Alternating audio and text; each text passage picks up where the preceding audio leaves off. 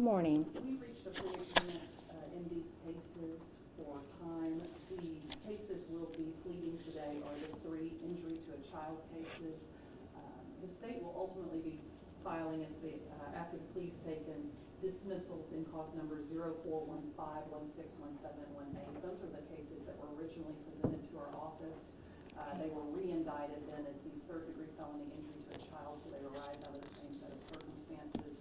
So we're moving forward with those offenses today, and we'll file the dismissals here at the conclusion of trial.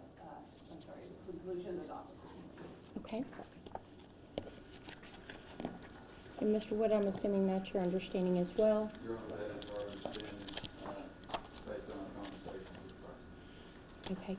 Ms. Schengeli, if you'd raise your right hand, let me swear you in. Do you swear to tell the truth, the whole truth, and nothing but the truth, so help you God?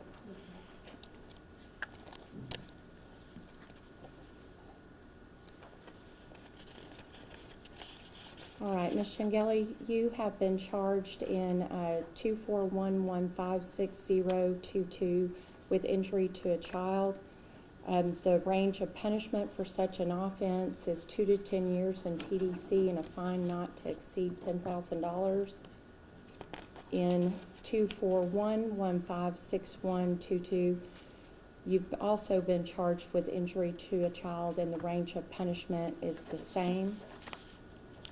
In 241156222, you've been charged with injury to a child, and the range of punishment is the same as the other 2 cause numbers. Do you understand the charge as alleged in the state's indictment in each of these cases and the range of punishment for same? Okay. I have a set of plea papers in front of me that look like this in all 3 of those cause numbers. Do you recall seeing those? And in fact, you signed them, and your attorney did as well? Did you have all of your questions answered before you signed these documents? Okay.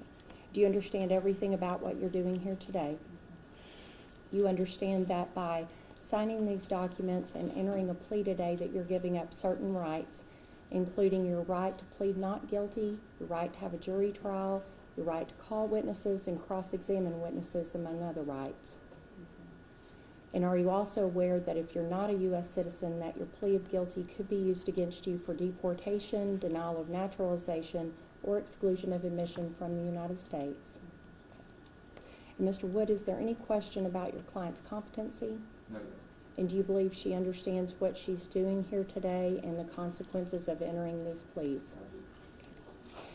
Then, Ms. Schengeli, as to the allegations made against you in the indictment in cause number 241156022 and 241156122 and 241156222, with the charge of injury to a child, how do you plead? Guilty. Are you pleading guilty because you are in fact guilty and for no other reason?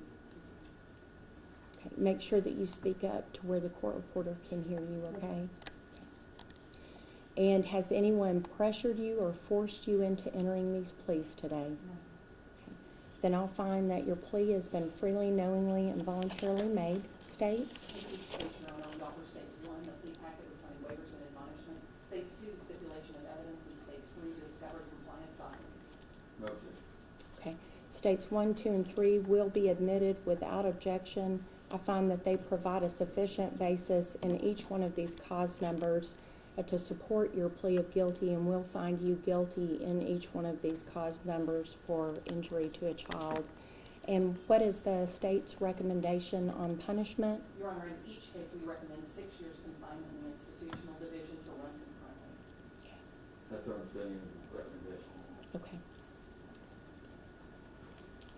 All right, I will follow the agreement and sentence you to serve 6 years confinement in TDC. You will get credit for any time served, and costs of court will also be ordered.